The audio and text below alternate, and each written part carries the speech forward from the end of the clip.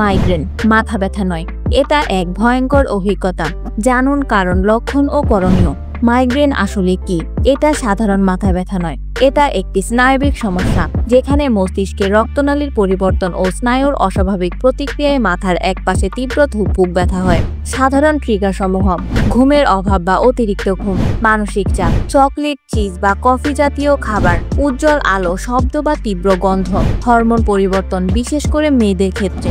যখন মাইগ্রেন আক্রমণ করে, মাথার একপাশে ধুকপুক ব্যথা, আলো ও শব্দে অসহ্য লাগা, বমি বমি ভাব বা বমি, চোখে ঝলমলে আলো বা ঝাপসা দেখা।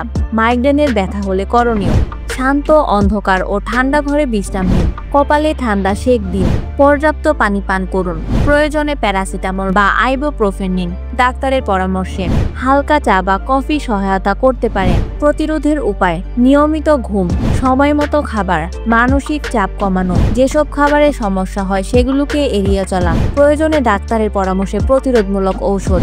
মাইগ্রেনকে অবহেলা করবেন না, এটা আপনার জীবনের মান নষ্ট করে দিতে পারে। সচেতন হন, নিয়ম মেনে চলুন আর ব্যথামুক্ত থাকুন।